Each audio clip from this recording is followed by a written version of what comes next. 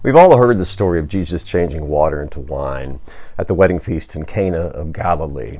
Now we can read this particular story in John chapter 2 in its New Testament context and get the truth, but if we want the whole truth, we have to look outside of this particular New Testament context to the Old Testament background, because as with almost every other New Testament story, if we want to understand the fullness of what is being communicated, then we have to look beyond the New Testament to the foreground or the background of these stories in the Old Testament. Now, John chapter 2, the changing of water into wine, is one of those premier examples of a New Testament story that seemed to gather together almost all of the Old Testament themes and pack them into one particular story. So for the next few minutes, I just want to recap some of these particular themes that appear in John chapter 2 from an Old Testament perspective.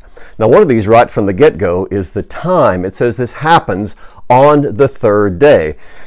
Now, in the New Testament, when we hear third day, of course, we automatically jump to the resurrection, to Easter, as we should, because that's the day of new creation.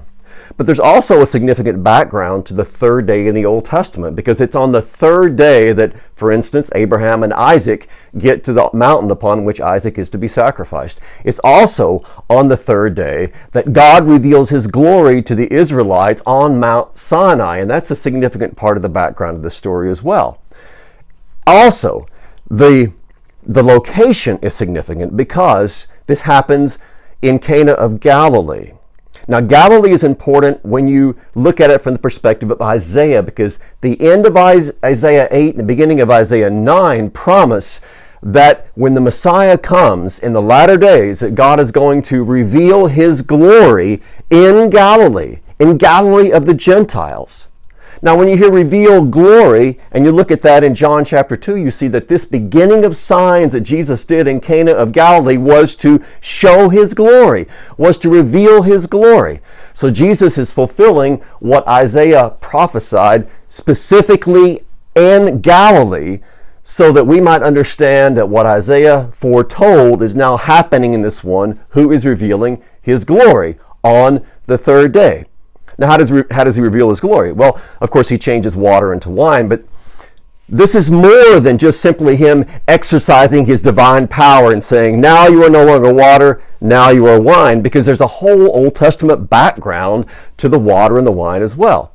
First of all, when Moses brought the Israelites into the wilderness, the very first miracle that he did for them to provide for them was to sweeten the waters at Marah so that they were able to drink. So this prophetic action of Moses, the first one that he did to provide sustenance for Israel, had to do with water. Same with Elisha.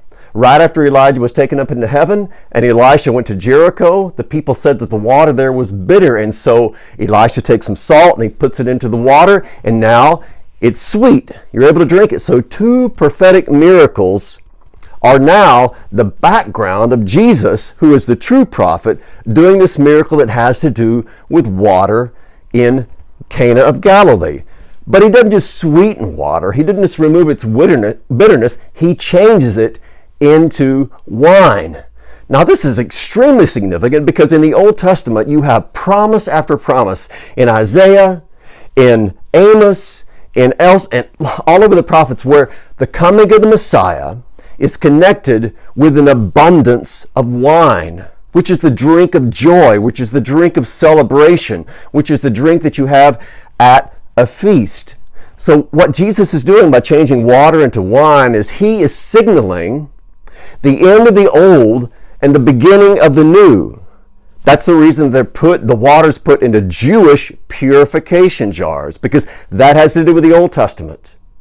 In fact, you can think of John's baptism in water as now giving way to the ministry of Jesus. We go from the baptismal water of John now to the wedding wine feast of Jesus. This is a transition from the old to the new, and by providing wine, Jesus is signaling that he is the one who comes as the anointed one, as the Messiah, to provide a feast of wine for the people of Israel and for all the people of God.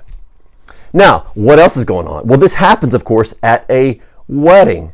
Again, you can't hear wedding and the activity of the anointed one of God without jumping back to the Old Testament, because what happens throughout the Old Testament is that Yahweh binds himself as the husband to Israel.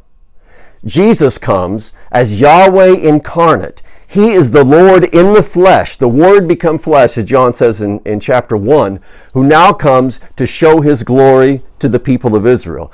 So what happens at this particular wedding is that Yahweh shows up in the flesh as the incarnate Son of God, changing water into wine, showing his glory, revealing to us that he is Yahweh come to his people to marry himself to us.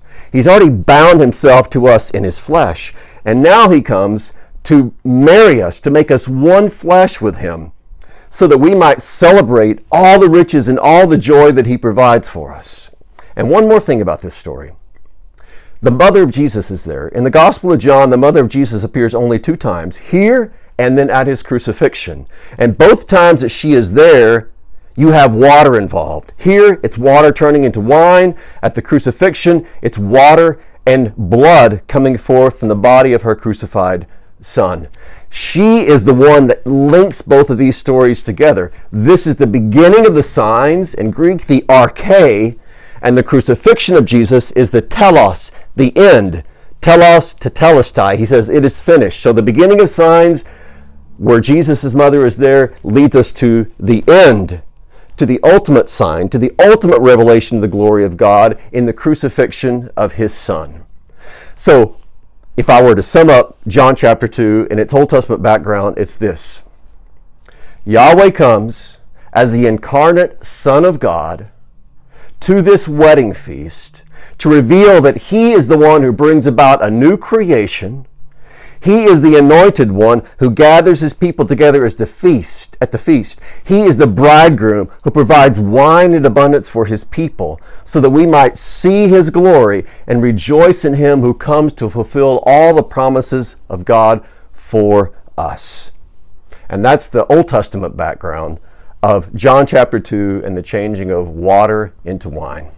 Thanks for listening.